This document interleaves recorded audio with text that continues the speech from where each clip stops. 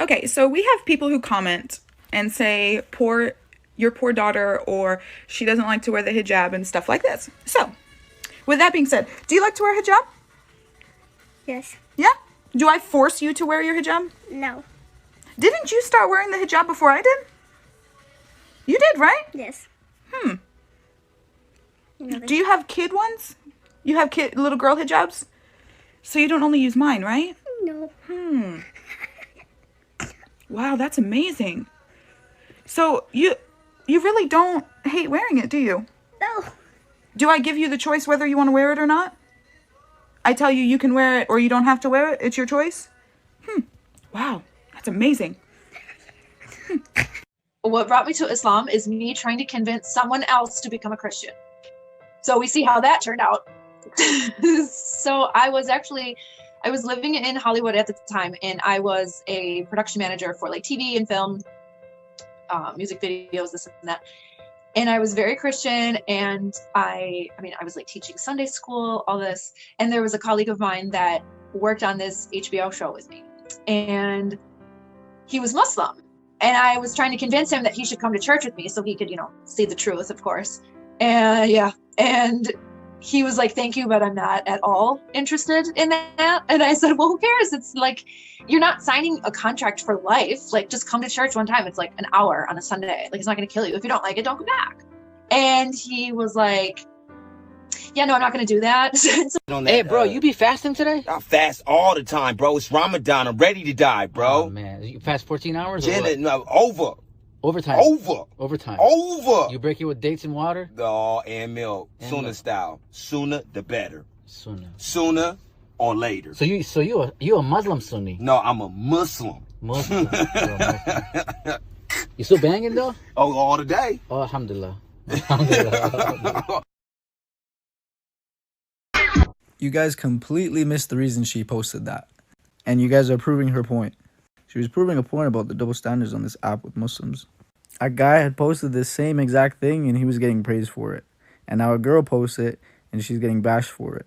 And I don't want to see the people that complain about double standards not hold their own gender accountable either. It doesn't make any sense. But again, you guys just proved her point with the comments. Hold both genders accountable. Have a little haya when you're posting, especially in Ramadan too. Like, it's not that hard and it's common sense. And chill out when a hijabi posts something. You guys legit go crazy if she shows one piece of her hair. Like, imagine your wife was trying to practice wearing a hijab and then she was called a whore by a random guy on the street just because she was showing a little bit of hair. You guys are ridiculous sometimes. The guys should be held accountable too. We all sin, but let's keep our sins to ourselves.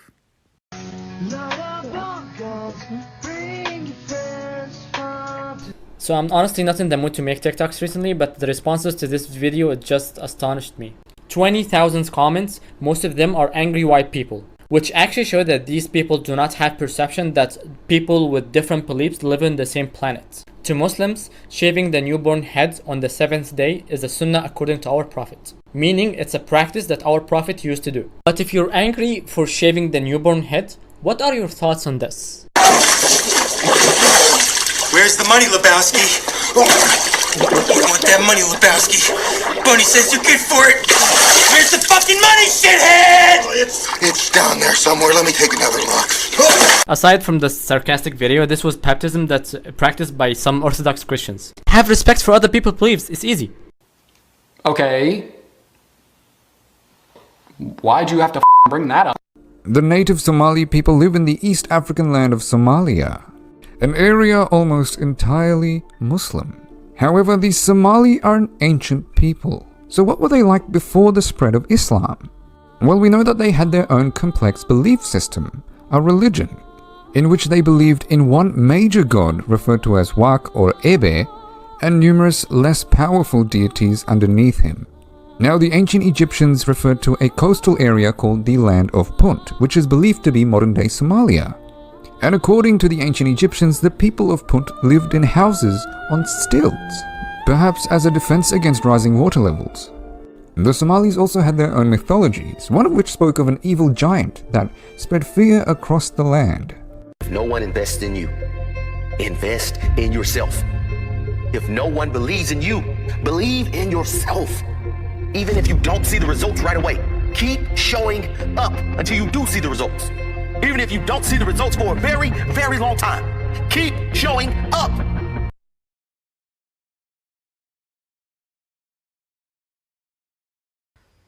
I'm depressed. But you have food and water. Dumbass.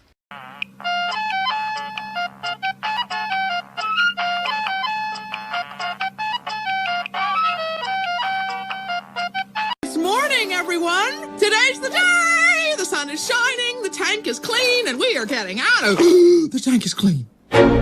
Because this happened to me and this made me depressed. Stop comparing your lives to Kufar's lives. Stop. The brother's 100% right. You cannot compare your lives to them. You're supposed to wake up and pray. Structure. Strict structure Muslims have. We can't eat what we like either. We have to watch what we eat. We have to watch when we eat. Referring to Ramadan also, you can't just go all year round with eating how you like. You can't wear what you like. There is no nation like us, so stop trying to compare your lives to them, or you will probably be depressed. We can't listen to what we like. This is all protection because we don't worship ourselves. Not saying that they do. Well, they do. The kuffar, they worship themselves. We worship our creator, or we're supposed to worship our creator. Always remember, it's for your own benefit. And I feel like it's a sense of empowerment, letting myself know, wallahi, I'm not like you kafir. When it's time to pray, I gotta go. I just don't do it as I please like you guys. To me, that's hella empowering. That should be empowering to you too. Assalamu alaikum wa rahmatullahi wa barakatuh. Your God doesn't have a sacrifice.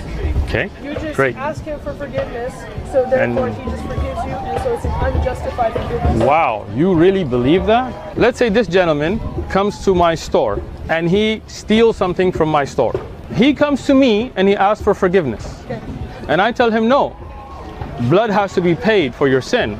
Okay. So I'm going to send my son to you, kill my son, my innocent son that hasn't sinned, and then you're good to go. Let's say he repented, okay? He repented, but I'm like, even though you repented, I can't forgive you until you kill my son. Wow, that's what you call loving?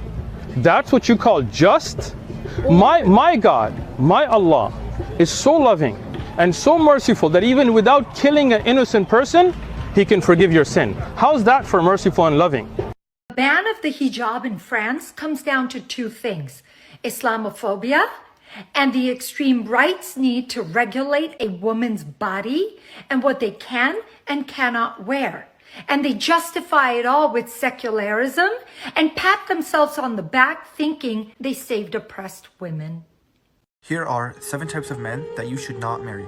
Number 1, a man that cannot provide for you. Number 2, a man that is not Muslim. Number 3, a man that does not pray. Number 4, a man that is not capable of loving you. Number 5, a man that wants dowry. Number 6, a man whose character and deen does not please you. Number 7, a man who does not love you for the sake of Allah subhanahu wa ta'ala and wants to show you off and your beauty to other men.